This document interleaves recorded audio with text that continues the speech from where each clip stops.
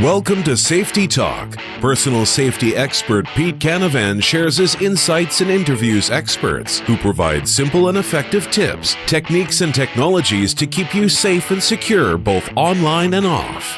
Here's Pete. Hello and welcome to Safety Talk. It's another beautiful day and I am so happy you are joining us. We've got another great episode for our listeners today.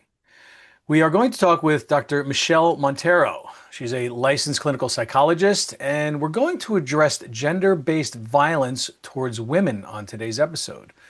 Dr. Montero is the founder of Alchemy Performance Consulting. She is a passionate advocate for gender-based violence prevention and trauma-informed care.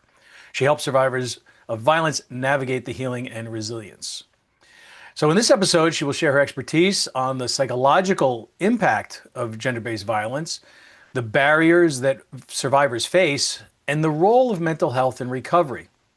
We'll also explore how trauma-informed approaches can create supportive environments, the importance of emotional intelligence in breaking cycles of harm, and what individuals and communities can do to foster safety and empowerment. This is a conversation everyone needs to hear. You know, on Safety Talk, we talk about all different types of safety-related issues, whether it's online or offline, and today we're tackling one of the offline issues. But before we get started, please take a minute and subscribe to Safety Talk on your favorite podcast network, and also our YouTube channel you can get to by going to safetytalkvideos.com. That way you will not miss an episode. Appreciate you helping us spread the word. It's like make the world a safer place. So it's my pleasure to welcome Dr. Michelle Montero to Safety Talk. Welcome. Hi, thanks. Thank you for being with us today. Really appreciate it. And, in preparing for our show today, I was excited that, we're going to be doing something to help empower victims. And, that's so important because I think a lot of times, and obviously we're going to get more into this, but, victims of violence in any form, they feel helpless. Sometimes maybe they're not sure where to turn or how to address the situation and can feel helpless and hopeless. And it's important that they understand that, there is help out there and there are ways that they can, steps they can take to recover and deal with that. So it's very powerful stuff. And I'm sure our listeners are going to want to learn some more. So we're going to get into it. So I think, first of all, maybe you could just give us a little bit of background about yourself and then we'll sort of dive in here. Sure. Well, as you said, I founded Alchemy Performance Consulting. That's my private practice here in Chicago. My practice, I see a whole host of individuals. So I do clinical work, which also, and I work with trauma victims, survivors, however they identify, relationship issues. I work with a lot of sport and athletes. So I do like a whole host of things. But I was at dinner with a fellow provider last night, and we were just talking about the way that your careers kind of come together. And when I was in college, I was doing an internship in a domestic violence shelter. I had no idea that was going to be something that I was really working with later on in life. It was really just part of my program. I was in a very rural area. There weren't a lot of internships. And that was one of a few. And I learned a lot. I really enjoyed my time there and connecting with the women and the children that were coming in. And then I did not work with domestic violence shelters or in that sector really until now. Again, I worked with, following that, I worked in a residential facility for at-risk youth. They were all either court ordered by probation or the Department of Family and Children. And so trauma, a lot of trauma with those individuals and the residents that I was working with there. I also worked with the elderly. I was in elder care for a very long time, so I've kind of gone all over the place. But what I have found over the years is that I've always really been drawn to individuals that don't have as much of a voice. Whether that be the elderly, whether that be, children, whether that be women in marginalized groups. And so in my career, that's kind of all come together.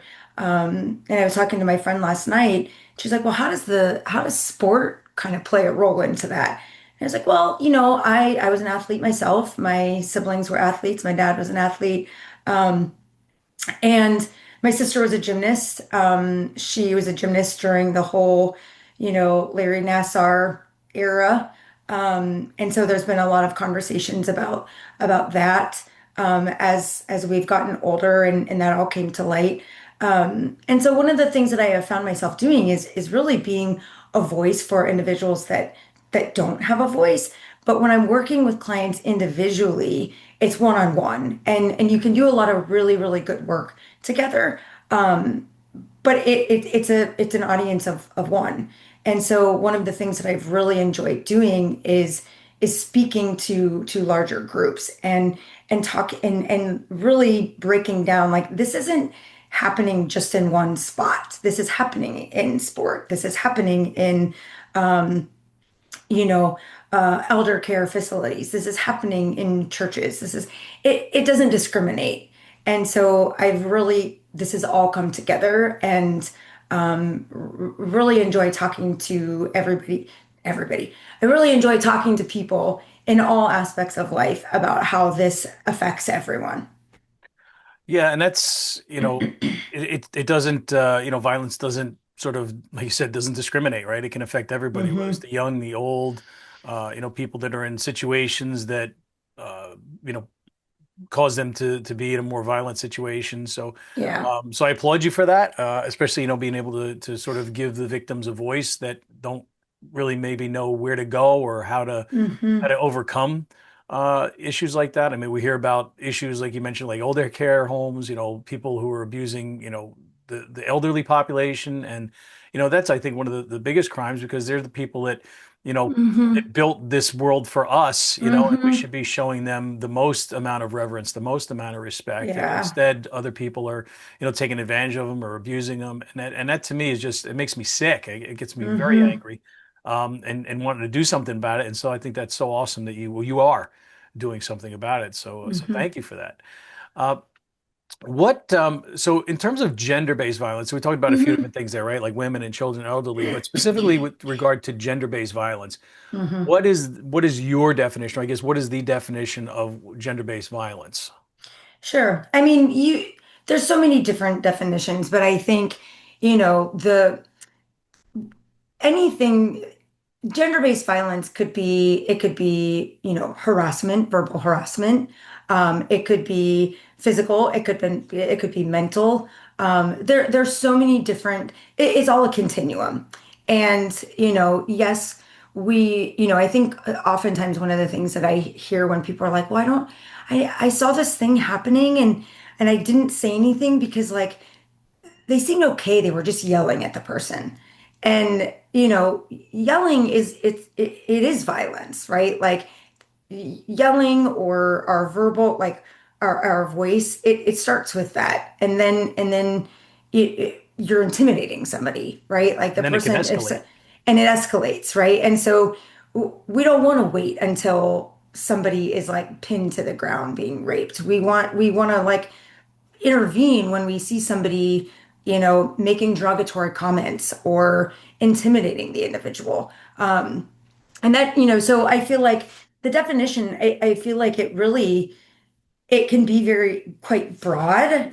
It could be acts that inflict physical, mental, sexual harm, but it also could be like this person is making comments to somebody, or sometimes it's not even verbal. Sometimes it's just physical intimidation.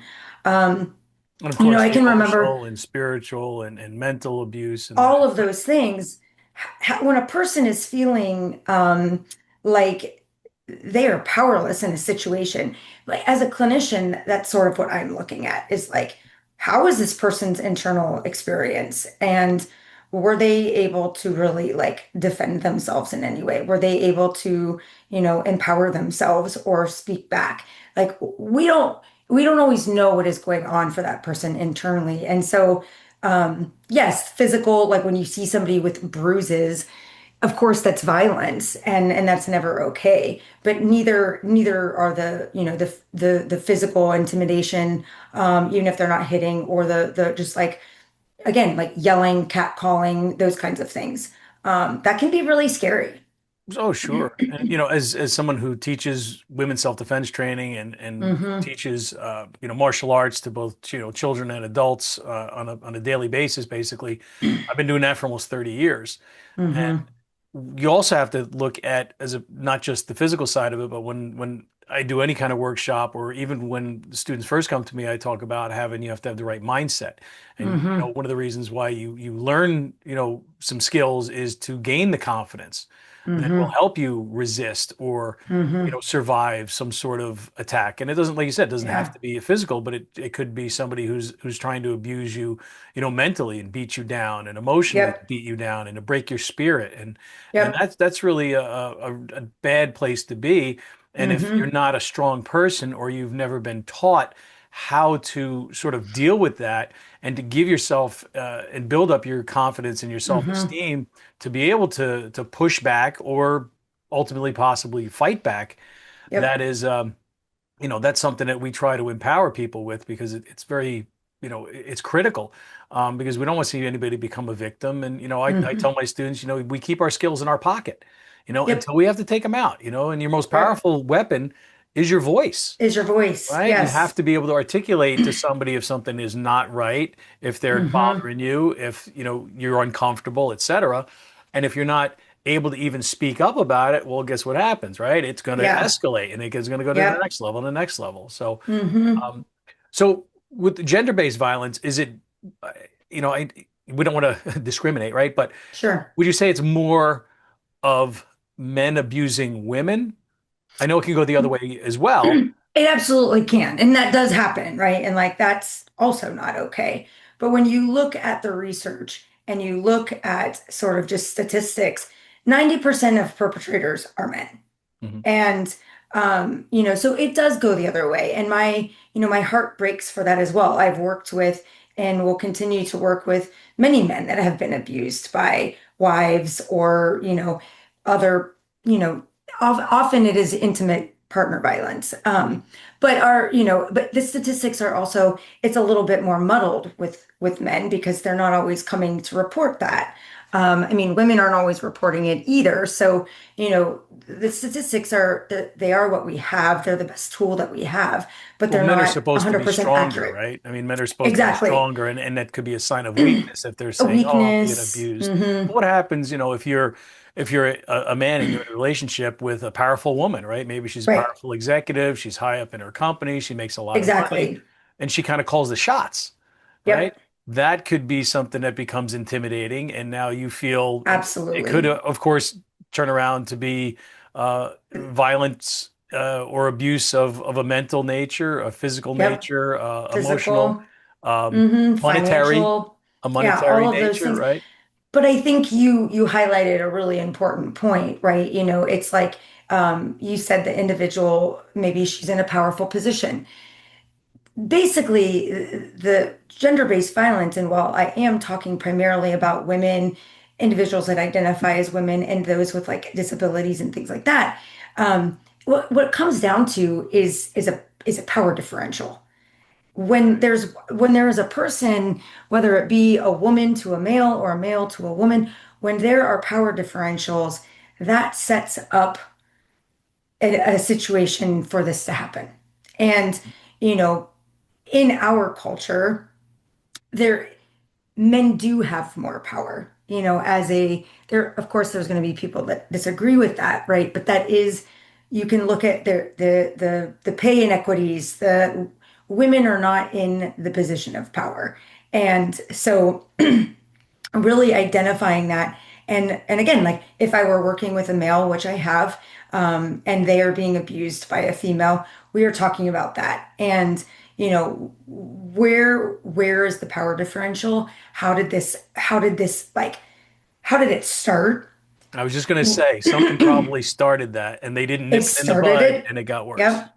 And then the person, as you were saying earlier, being like kind of beat down, whether that's literal or figuratively, right? Like a person's internal spirit kind of gets broken down Mhm. and they're in a position where they're they're kind of stuck. And that really becomes very tricky. And psychologically, you often hear a lot of people be like, why didn't they leave? Why didn't they, oh, you hear the, you hear the news stories of somebody that was like kidnapped or something and they were stopped at a gas station and the perpetrator goes to pay for the gas and the person doesn't leave the car. Why didn't they leave? Well, there's a lot of there's like a psychological prison that's happening in here. And maybe they threatened their family. Maybe they threatened to expose, something that they didn't want to expose. Whatever that may be, right? Like again, I'm talking about the extreme ends here. This starts smaller as well. But Well, so and I you're think the other working, thing I got to interject here too. yeah, People also are sometimes afraid of offending someone. And so yes, they don't say the right thing or what they should say because they're afraid, oh, well, if I say that, that means I might offend them because now they think that I think they're scary and maybe they really hmm aren't scary, so maybe I won't say anything. And if yes, anybody's ever read and you've probably read The Gift of Fear yep, by Gavin oldie Beckham. but goodie, Oh, incredible book, but he talks about that sort of thing. But it's totally. very true, right? We don't want to sort of offend somebody and get them hmm angry with us. So we kind of go along with it hmm until it gets to a point where, uh-oh, Yeah. now it's too late.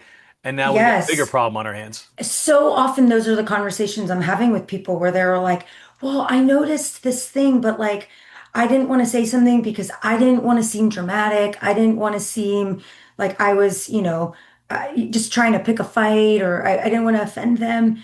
Then I noticed something else, right? And they're like, I just kind of were reasoning it away. And Yes. then suddenly the situation has escalated and we don't know how to get out of it. And the thing is, this happens so fast, right? It's Mhm. like whether it's in a home, whether it's, here in Chicago, like I have a client I was talking to recently and somebody approached them on it was nighttime before it was still dark out, like pretty early. And somebody approached them on the train platform coming home from work. And, it was the same. Like she didn't want to be offensive. And it wasn't until somebody else kind of intervened and was like, everything okay in here? Which I applaud that individual, right? But Yeah. that isn't always what happens. And so it escalates really quickly. And then people think like, oh, well, was it just me? Like, because I didn't get hit, you know, um, was I kind of exaggerating the situation?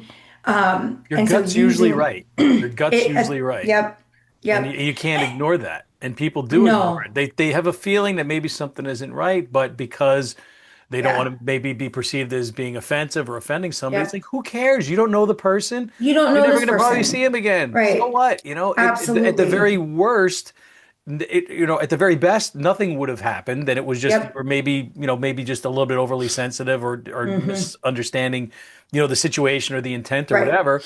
But on the best side of it, on the other flip side, maybe there was something that could have happened, and by being a little more Absolutely. proactive and being a little more careful, you may have prevented something worse from Yep. happening. And so you Absolutely. have to trust your gut. If something feels right almost all the Yep. time, it's Yep. it's not. If you Yep. feel like something's not not cool, or something doesn't rubs you the wrong way, or you get a weird feeling, and we've all had hmm that. We've all had that Totally. happen to us. Totally. You don't, that's your body's natural instinct telling you, Yep. hey, something's not right. Don't ignore Right. this. Do something about it. Yep. And we, as like a society, we have like these norms that we have used to sort of like suppress that, Yes. right? You don't always have to be polite. Right. And and then the person, like let's say it's just you're a bystander and you're watching this, like you also can say something, you know? I tell people all the time, if you're thinking it, I guarantee you somebody else is thinking it too. Absolutely. Because that's also like that gut, and so just I think if if you say something, let's say there is a person that is looking to kind of get into some trouble, and you don't say anything, well then they see you as an easier target as well. Absolutely. Like somebody who is looking to perpetrate is not looking for you know they're looking for the something easy. They're looking right. They're looking for an easy target, not a hard target. And if you Yeah. if you you have to have the courage to be able to say something. A lot of Hmm. people, in this PC world we live in, people are afraid of offending somebody, Hmm. because we've been told, oh, that would be offensive if you assume that this person is Hmm. dangerous. Well, you know what? It's my life. It's my body. It's my Yeah. whatever. I don't care. I don't Right. give a crap, right? I mean, Right. if I don't feel comfortable with somebody, I'm not going to get in the elevator with them. I'm not going to ride in the Yep. taxi with them. I'm not going to walk on the same side of the street with them, whatever it Yep. happens to be. And if they get offended, too bad. You Too have to look out bad. for yourself, Yep. before anybody else, because who else is going to look out for you? Because a Yep. bystander may not be there to come to your rescue because most people don't want to be involved, right? They're Exactly. afraid that something can happen. Oh my God, if I get involved, now what's happened? I'm going to get sued. And so what do people do? Hmm. They just kind of turn a blind eye. They look the other way. They walk the other way.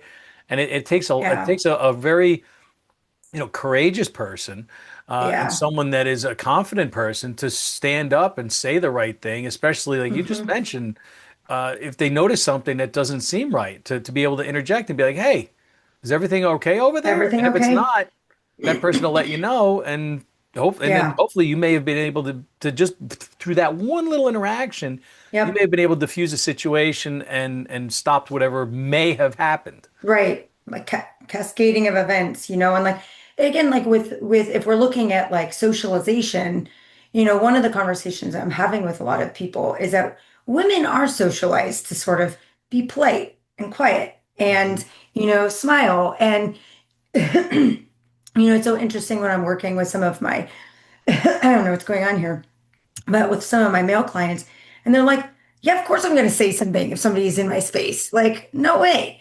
And the woman is kind of like, and of course there's exceptions and all of that stuff, but women are more socialized to be polite, to not offend, to maybe kind of like think of the reasons why somebody may be doing the thing or whatever. And Mhm. so really learning how to unlearn that. And what we're doing too is not saying that like, oh wow, like a lot of my women clients will be like, yeah, but in my mind I feel like I'm just like yelling, profanity and screaming and making a scene. And I'm like, well, that's in your mind. Like you can say, hey, is everything okay here, or back up, I don't really like what you're doing, right? Like that is not an extreme response. That is just a very simple, and but that is so uncomfortable for women, many women, to What I do. talk And about so all the time is comfort zones and routines. yes. Because when we are comfortable and we have a routine, it's easy to get complacent or to expect things to be the same as they were today, as Yeah. they were yesterday, and they're going to be the same Hmm. tomorrow. But we all have that personal space and those personal boundaries. Yeah. The last book I wrote, The Ultimate Guide to College Safety, it's one of the things I have right in one of the first chapters is talking about your basically your comfort zone, right? What are we comfortable? If we're Yeah. comfortable at a certain distance, but all of a sudden I'm getting into your face and I'm getting Yeah. too close to you, you're going to be feeling a little You're uncomfortable. like, So oh, you've got to what do I know do? what that line in the sand is. And when somebody Yes. crosses that, how are you going to react? Hmm. And you've got to Hmm. react strongly. You've got to make sure that you step back and say, "Hey, stop. You're making me uncomfortable. What can I do Yeah. for you here?" And be strong about it. And can't be like, "Oh, you're making me uncomfortable." No, you got to be like, Hmm. "Yo, you're making me Stop. uncomfortable," Hmm. or stop, back up, I need my space, and Yeah. let them know it's not okay. And if you're in a public situation, that's going to draw attention to the situation, Yep. right? And so that other person Correct. is going to be like, oh, okay, now all of a sudden they're like, oh, people are watching me. Now maybe that they spooked them into, Hmm. behaving better, uh, Right. or leaving if it's a case of Leaving. somebody that had some Hmm. sort of bad intention. But we don't Yeah. know that. But you have to, like you just mentioned, Doc, is that the women especially are programmed to be more sympathetic, Hmm. to have more empathy, right? And Yep. to think, well, maybe there's a reason why they're acting this way. Maybe they had a bad day. Maybe their dog died. Who knows, right? You try Hmm. to rationalize it, but you can't rationalize away a threat to your personal safety. Exactly. And so I love that like zone of comfort, right? Like we got to be more comfortable being uncomfortable. And sometimes you have Yes. to be uncomfortable. And, like you said a couple of times, being confident. It's like just because you sound confident doesn't mean internally you're feeling confident. So, I hate the phrase fake it till you make it kind of thing, but sometimes we gotta do the thing, and then once we're safe, then we can like be in touch with all that other stuff. Right, exactly. And identifying it ahead of time. And what I always tell Hmm. people in like self-defense seminars and my women's self-defense classes Hmm. is you have to um, think about a situation not as like if it's going to happen, but when it's going to happen. When, And so when you hmm switch it from if to when, it becomes more real. It's like, well, if Yep, this happens, I maybe I'll do that. Maybe no, yep, because it takes it into a realm of maybe it'll happen as a potential, and yeah, maybe it will, and maybe it won't. But when you flip it and you say, when this happens, when this yeah, person approaches me, when somebody gets into my comfort zone, right? hmm I am going to do yeah. X, Y, and Z. I'm This going is what to, I can do. right, this is what I can do. I can use my most powerful weapon, my voice, right? Yeah, I can articulate to them that it's not good. I can step back a yep, little bit. I can bring my arms up. I can let them yep. know that this is making me uncomfortable. And the only way you're going to get better at that is by practicing it. Heck, you can practice in front of a mirror. Who cares? You know what I mean? Yeah, It's not silly. absolutely. It's And you're saying it out developing a habit. loud, right? Yep, you're developing a habit, something that you don't want to use, Mhm. but you have when you need to. And I love that flip, the like if to when, because you look at the statistics, 1 in 3 women has been a victim or survivor, however they're going by, of gender-based violence. That is excluding harassment Wow. That's a in their huge percentage. lifetime. That is a huge percentage, right? Like, that's 30%. So you look to your friend, one of you, if hasn't already, will at some point. So, it really is a like not if, it is when. And going into what's the phrase like hope for the best, prepare for the worst, Yep. right? Like be prepared. And the more prepared you are, the less likely you are going to be a victim as well, because you're kind of carrying yourself differently as well. And I don't say that to make it seem like women are at fault here, right? Because they're not. It is just a tool to have to keep in your pocket, as you said, so that when this occurs, you know how to respond. You know how to take care of yourself or de-escalate a situation so you can get out. Yeah, and it's preparedness, not paranoia. And that's what a lot of times I'll Yes. try to tell people. It's like, well, aren't you just being paranoid if you think something's going to happen? No, I'm being No. prepared, which allows me to be more Yes. comfortable and more relaxed, knowing that I know what I'm Yes. going to do when, not if, When. this happens or that happens. I'm Hmm. not being paranoid. And that's, I think, where, there has to be a little bit of a shift because people think, well, I don't want to think Yeah. about it. It's too uncomfortable to think about it. If it happens, I'll deal Hmm. with it. No, at that point, it's No. too late because now Yes. you've got to make decisions in real time. If you've Yeah. already made the decision ahead of time, if you already have a course of action mapped out in your mind because you've thought about this situation ahead of time, Hmm. you're going to shortcut the response time and it's going to be Yep. an instant response because you have already thought about what you're going to do when it happens. Yeah. And Yep. so it's extremely important that anybody, it doesn't matter if you're man or woman, it doesn't matter the Right. situation, right? When you're out and about and a situation potentially is going to happen, you need to think about Hmm. it. Wherever you are, the movie theater, the restaurant, the Yeah. supermarket, the gym, your car, your house, whatever. A plane. It Yeah. could, yeah, plane anywhere, planes, trains, automobiles, anywhere. Right? Yeah. Think about it, and yet people have to get it in their head that it's not being paranoid, it's being prepared. Yeah. And when you're prepared, you're comfortable, right? I mean, you could think about Yep. it just like a test, like for school, right? If you prepare for Totally. your test, you're going to be comfortable to take your test. If you Yep. don't prepare, you're going to be nervous. You're going to be like, oh my God, I'm going to fail. When all of a Yeah. sudden it's like, oh, guess what? We're having a surprise quiz today. You're going to be like, I didn't prepare. I didn't read. Yeah. It could be any Yeah. situation in your life. You need to make sure that you're thinking about the events ahead of Hmm. time, have a decision already formulated or a couple of options formulated so that Yep. you can immediately react and shortcut that response time to give you the Yeah. greatest chance of success or survival. Totally. Absolutely. I mean, and to your point, right? It's like it is this preparedness. And one of the things that people don't really think about is like the adrenaline and the cortisol that pumps through your body when these things happen. Hmm. If you've never really been in a situation where your body is totally pumped full of this stuff, you don't know how you're going to react. Hmm. And, your frontal lobe offline, right? So like what you Can't think. think you're not thinking, what you think you're going to do, when you're not in that state, you're like, oh, I'll just do this. Like, that's not going to happen, and likely many times people freeze. And that doesn't mean that they wanted it. It doesn't mean, right? It means that is a body response. So learning how to practice and learning how to, do these things, say these things, rehearse these things, and also like what it's like to do this when you have an adrenalized state. It does it. It kind of sinks into your body. Then when it happens, you don't have to think about it. It just kind of happens. But you also know what that's going to feel like. For many people, that feeling is very scary.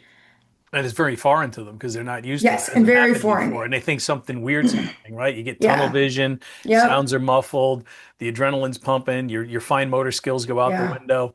Yep. It's a scary place to be. Totally. So there are obviously different forms, like we talked about, like of Hmm. different types of violence, right? We have the physical, we have the mental, we have emotional, we have Hmm. spiritual, even, right? I mean, there's all Yeah, totally. monetary, financial violence, I guess you could Hmm. call it. Um, Yeah. what are some of the factors that you've seen, professionally that contribute most, I guess, or some of the more common factors that contribute to gender-based violence? Yeah. Well, I mean, I would say again, like circling back to before, it's that power differential. And really, I think that is where this kind of like starts. It's the unequal power differences. It is, um, I think that is like if we're looking at it like an umbrella, that's the umbrella. But then we start looking at basically, things that are like stereotypes that are perpetuated in our society. It is the social norms that kind of they become norms because that is what we've created, but there is not really a basis for that. Women are weaker, men are strong, like all of those kinds of things, and just perpetuating these messages that have been internalized. And really, again, it's like the individuals that are most at risk are the ones that just, what are they really are marginalized. They're part of marginalized groups.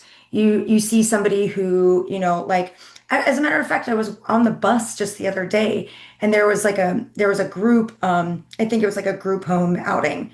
And I was sitting and I didn't see that. I know that there were a couple people that were like working with what I'm assuming was the group home. They were up at the top of the bus, but there were these guys that were sitting in the back of the bus, like making fun of these these individuals that were on their way to the supermarket. They got off at Jewel, which is a supermarket here, and they were like making fun of them, right? And it just like watching this go down, right? This is an incredibly vulnerable group of Mhm. individuals. And, they don't even know, like they're just on the bus doing the thing. So it's, again, power differential, all of that kind of stuff. But These people when we need have more these, stress in their life. Like, come on, really? Like, you can't leave them alone. exactly, Like, what? Because those there's power differential was these people in the back of the bus felt, oh, we're bigger, we're stronger, we're big, make we're fun of tough, them. we're It's going to make me hmm feel better. Oh, great, because you can beat up an ah, old guy or an old lady. Like, come on, right. Like man. good for you. I'm so impressed, right? But I think the umbrella is the power differential. Hmm. And then when you look down and you're looking at like I mean, I guess it could be macro and micro, but it's the attitudes, it's the stereotypes, it's the just not intervening, not lack of education on what is perpetration, what is victimization, right? So these are all the things that kind of like contribute to this. Hmm. Yeah, you definitely can see all of that, right? It just Hmm. what is the trigger, right? That like you Hmm. said, like kind of the overarching sort of umbrella is the power trip, and Yep. exerting power over somebody so that number one, you Yeah. feel more powerful, and number Yep. two, that you make sure that you're exerting that over the individual so they feel less Yep. powerful and more dependent, right? Yep. Or that they are um, uh, they can't get away from that. And I think Yep. you mentioned that before that, people sometimes will say, well, why don't you just leave? Well, it's not always that easy, right? I mean, Right. especially if there's a No. financial component, right? And you rely on the Mm-hmm. person for money, right? To live, Yeah, right? For the totally. house and the food and House, everything else that you food. have in your life. Yep. So All it, of it those can be things. very complicated. And I think, it's sort of like when we're talking about this conceptually, which is sort of what we're doing, right? It's like, okay, here's the power differential. How do we, I work with my clients on like, how do I understand that and then recognize it in real time, right? And so, like this bus example, okay, so big cool guy over here making fun of the individuals with disabilities going to the grocery store and with his buddies, and then his buddies aren't saying anything, but then they start to kind of laugh, and he looks cool to them, and or they may not say anything because they're like, oh my God, I don't want him to make fun of me, right? Right, And so right. it trickles down, and this it maintains itself because Yeah, no it one's trickles saying down. That's anything. that's a good way to put it, right? Because what happens with bullies? The same thing with bullies, right? And this is kind of Yeah. like a bullying situation, right? A lot of people that are bystanders side with the bully against the person being bullied, so Mm-hmm. they don't in turn become bullied and become a Mm-hmm. victim, right? So even though they don't Exactly. agree with it, but they're not strong enough, To say something mentally, back. right, to say something about it and do the right Right. thing. And that's And so sad they're kind because of being bullied in that sense, right? And so this is how this like gets maintained. And so then going back to our earlier part of the conversation where it's like, well, I didn't want to say anything to be rude, right? Okay, I get that. It's also I'm uncomfortable. I don't know what to do here. That breaks it down, right? Now, so I will share the rest of the story. I did say something. oh, good for you. I I also waited until I was going to be a little bit safer because this guy was kind of like a big, scary guy. Um, but I did say something and I said, does that make you feel good about yourself? And I just said, what's funny about that? And I got off the bus. And, I made a comment to the bus driver. The bus driver also has their own safety that they've got to worry Yeah. about on the situation. So I did say something. Was it the right thing to do in terms of like wait till I was getting off? I don't know. But I also was thinking about how do I take care of myself, right? Like, and not escalate a situation on a moving vehicle. So I did say something, and his friends just looked at me like, right? And that's the goal, though, is to like break this, oh, this is so cool and tough, right? And then they were kind of like, oh my gosh, Mhm. what?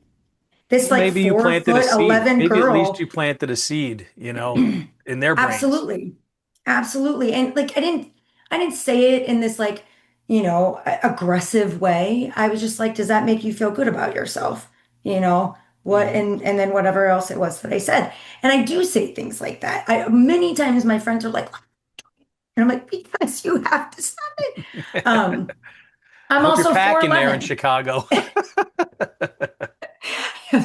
And I'm like, but I'm 4'11, right? And so that has become I'm a very petite, tiny person. Mhm. And many times people are like, I always forget you're that small because I have practiced walking around with like a no, you won't come for me, Mhm. right? And I feel like that even just like small micro moments like that, it is rehearsal, right? And rehearsal for myself, it is that I can do it. I will be okay to say things and to also, say something when somebody else doesn't have a voice. Right. And that's, you just got to be careful. Right. Hmm. Hmm. But I mean, good for you, and you said it in a non-threatening way as you were Hmm. exiting the bus. Exiting. And so, what are they going to do? All jump up and try to run after you? Right. I mean, is that a They possibility? Is it could. likely? No, Unlikely. Yeah. but it's always a possibility. So then you got Yeah. to think of what's my plan B, if that happens. Mm-hmm. Um, Mm-hmm. but I mean, good for you. And like I said, maybe at least you planted a seed in their head that was like, yeah, really, like I shouldn't need this to feel better about myself. But it's usually Mm-hmm. people like that that are not confident, right? Bullies Right. typically are not confident people, and they Puffing have to do themselves up. that to feel better about themselves because they lack Mm-hmm. confidence. And when Mm-hmm. somebody stands up to bully, a lot of times bullies back down because Yep. they're not used to that. They're like, all Wow. right, never mind, Oh, okay. or whatever. And they Yeah, just like kind like, of make them oh, dizzy. yeah, yeah, exactly. Their head starts to like, they're doing like, cartwheels in their brain, and you're just like, Mm-hmm. and it messes with them. And that's great. Yeah. We if we can do Yeah. that and break that cycle and break that chain and break Mm-hmm. that trickle down effect, right? And try Yep. to stop it, or at least do some little bit that we can do. And you're obviously doing a lot more than that because of the things Mm-hmm. that you're doing in your practice, in Mm-hmm. helping victims. But it translates to your daily life as you see. I mean, it's almost like you can't help Yeah. it. And I'm the same way. If I see something that's not right, I say something about it. Yep. My wife sometimes is like, why do you have to say something? Don't say anything. I'll be like, because like it's the Because. right thing to do. And I know I can handle myself, so I'm not afraid of Yeah. anybody. And if Mm-hmm. somebody wants to try to do something about it, bring it on and you're gonna regret it. You know? And and you have to have, that's part of the attitude too. Yeah. But you also, you got to be able to back it up. I can back it up. I'm not afraid to do Yep. that. But, I'm the same way. If I see somebody in a situation and somebody's being picked on, the other day I did it. I was driving in my car. I was going to class, and two kids were like picking on another kid. I screeched on the brakes. I rolled the window down, and I said, "Hey, 2-on-1, really?" And they both looked at me like, But like they didn't know what to say. yeah, And then they kind wasn't of just like, expecting that. and then they just kind of started walking away. And then the kid who was like Mm-hmm. being bullied just kind of looked at me and was like, he didn't say thank you, but I could tell he didn't know what to say. You know what I mean? Right. It was just kind of like, Stunned. wow, somebody actually stopped and said something, Mm-hmm. on my behalf. And I don't know who this person is. And I just kept Yeah. going. Yeah.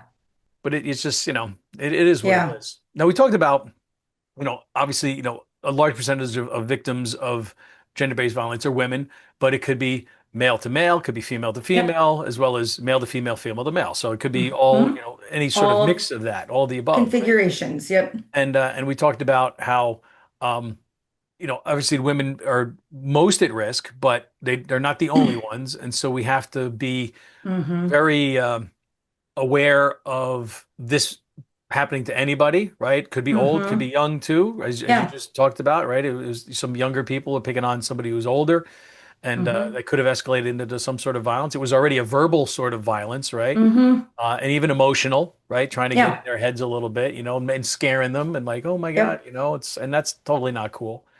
Um, so in terms of being able to prevent this or reduce this or do what we can, I mean, we just kind of talked about a couple of things that you've Mm-hmm. done that I've done recently that, our little, part in this whole thing. But Yeah.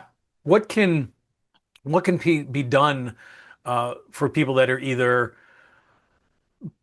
victims of this, potential victims of this, I guess on the one side, and on the other side, people that witness something like this, what can they do? Mm-hmm. So it's kind of a Mm-hmm. two-part question for you there. Yeah. Well, I think, I mean, really it goes back to education, right? So there, I think for individuals who have already been victimized, my hope and my encouragement to them is to find a therapist or somebody who is supportive, and can help them work through that. I also would encourage, and this is for those folks, but also, individuals that have not, to attend like self-defense courses, right? Like Mhm. you're doing some. I'm part of a group called Impact Chicago, where they do trauma-informed self-empowerment, self-defense, empowerment, self-defense. Yeah, I remember you mentioned that. Great, I was going to talk about that in a minute. So good. amazing organization. And so, that those are great things to do. Jump into a class that you have, something like that. But I also feel like, it's educating the public in general, right? And not just women. So oftentimes it's like women, of course, I love this group that I'm a part of. I love that you teach individual self-defense. It's a great skill and great tools to have. And it's not enough. we need to be educating men. Like, what does this look like? What does this mean? Right? We need to be educating people, like, what does it look like when it's not, just, oh, somebody is like pinning somebody down and beating on them. It's the verbal, it's the this or whatever. We need to be educating men on, how are you perpetuating these stereotypes or these messages and attitudes that perpetuate gender-based violence. Um, it's not okay, right? It's not okay. I have a nephew, he's 9, and what a sensitive creature. He is like such a little sensey, and I love him so much, and he asks some really, really big questions, and he knows that I'm part of this self-defense group. And so in a way that he can understand, I try to explain it to him. But he's like, well, he wants to know, like, how he could be perpetuating that, right? Which, again, what a emotionally, intelligent little guy. Right. Um, and he's like, oh, well, I'm a boy. I could be part of this. I'm like, yeah, you are, and you could.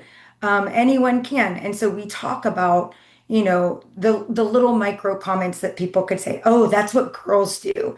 Or, ooh, this is what a girl would say, or Hmm. blah, blah, blah. Girls do this, or, and they, the face that goes up like, ew, girls. Part of that's cooties and this and that, right? But it's sort of like, but I'm a guy.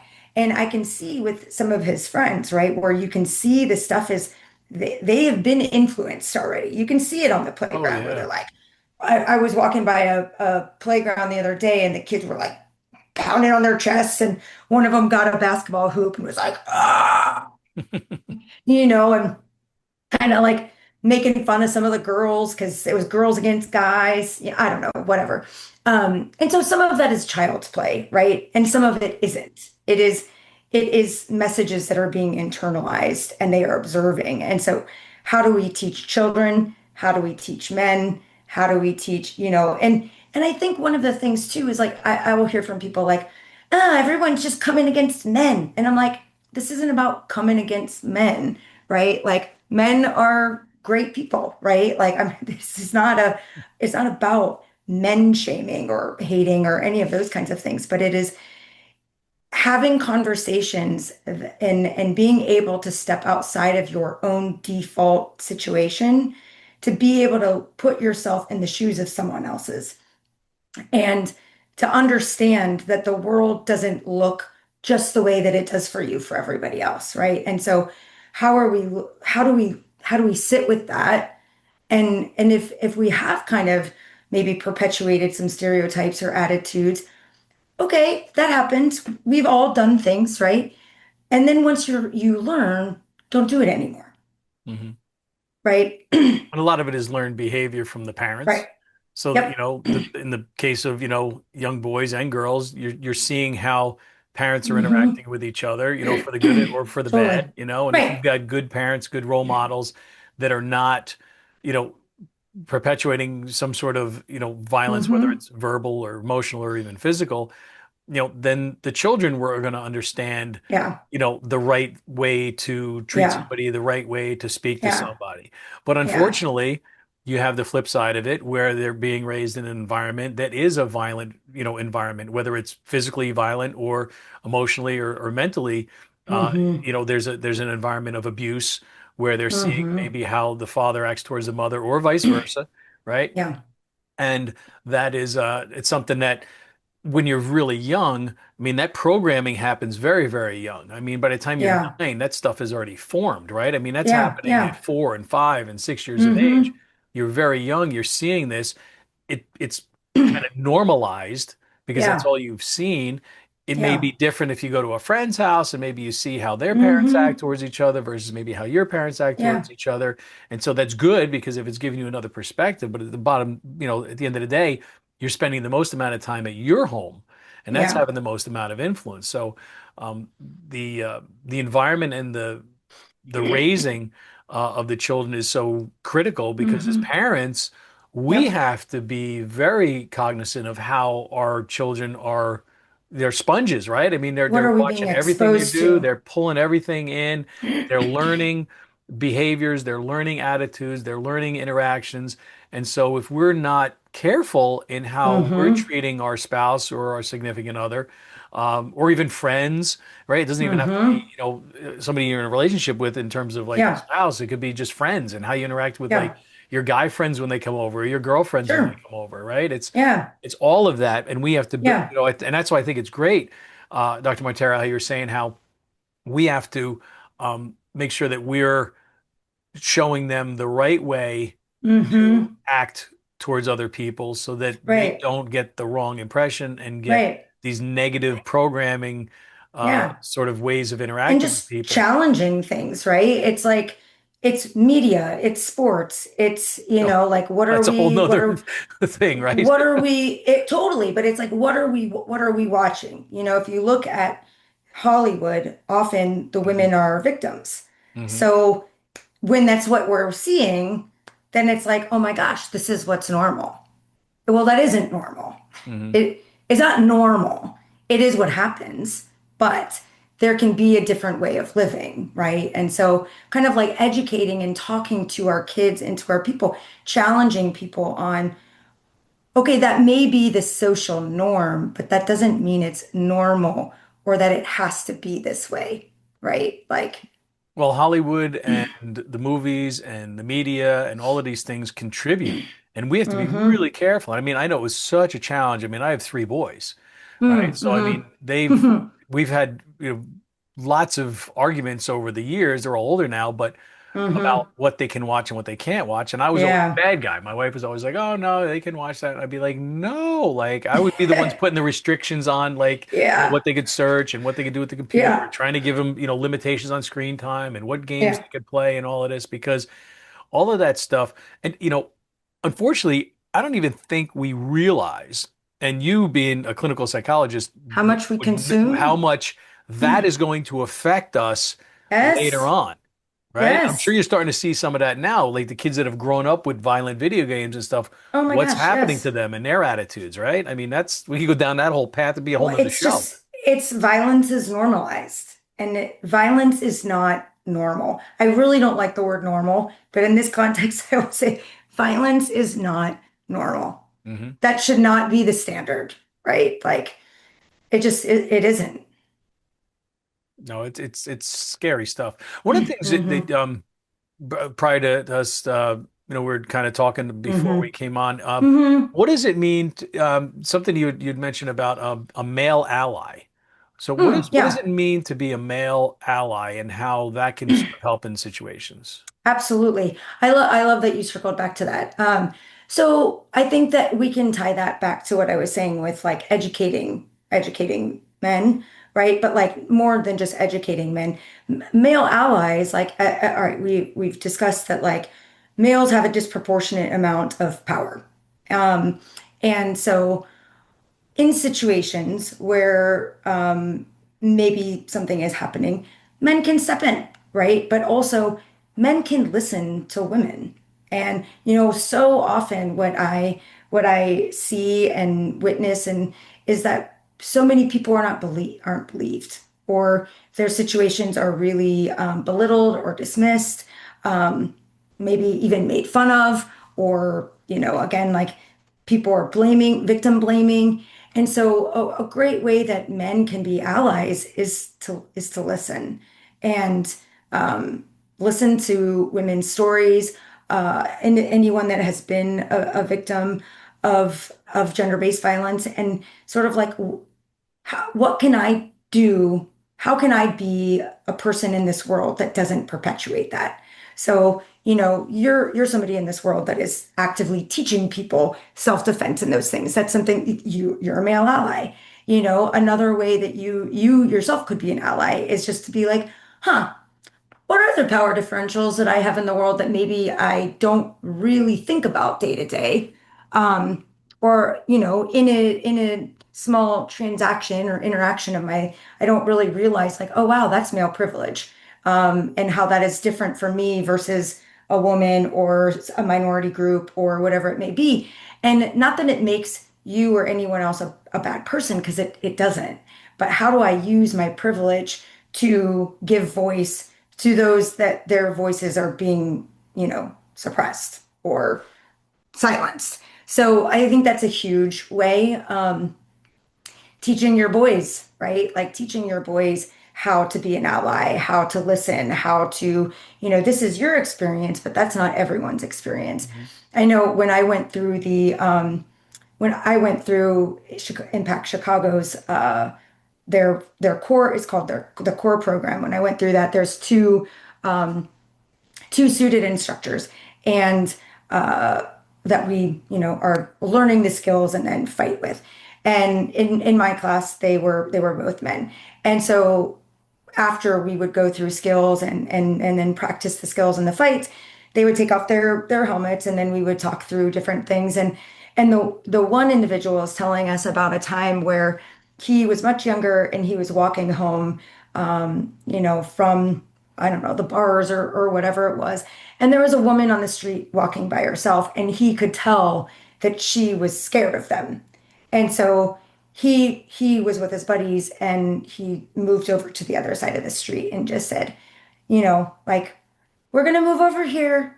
Like, we don't want to scare you, right? And Mhm. like he knew that, like, he does not know what that feels like to walk down the street and feel like these men could be hurting you. Right. It's dark, it's whatever. And I love that he shared that. He was like, I don't have any idea what that might feel like. I knew that she was terrified because she kept looking back.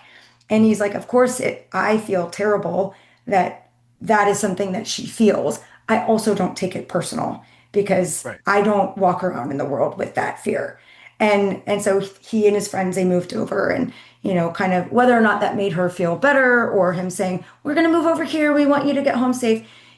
How she experienced that, he doesn't know. But Probably blew her mind.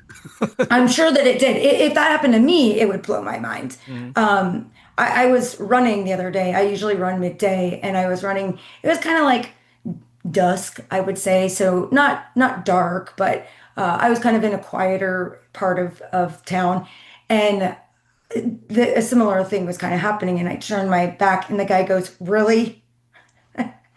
And I was just like, I mean, I don't know who you are. You came out of a cemetery, like. I was rounding a cemetery in this like kind of like pretty desolate area, and he just like came up with keys, and I'm like, I don't know who you are. I didn't even see you. You just came out of a cemetery. Like, yeah, I'm gonna look because you scared me. Yeah. Um, so, that was not the same reaction as my buddy at the impact thing.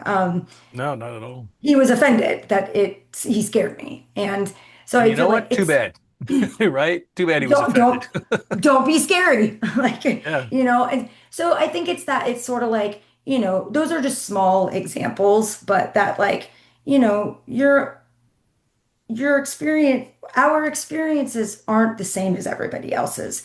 And that should be a normalized um, way of looking at things. And so anyway, I think, to summarize, just sort of like listening, learning, like, oh, what are some ways that maybe I could break that cycle, even just like the guy that on my run, that, like, you know, it's not about me.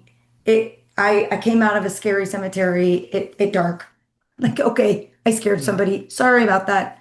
Yeah. Um, like small little things. So, Well, just pointing that out and, hoping that the next person who's listening to this hmm realizes that, hey, yeah.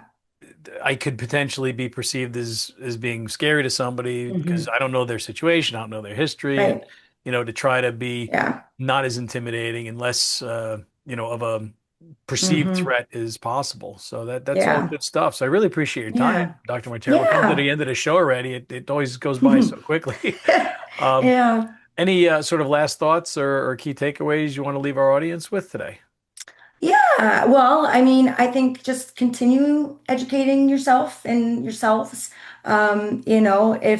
If this is something that you have particularly been, a victim or survivor of, like, um, find the people, lean on the people that support you, and reach out to a therapist. Things can get better.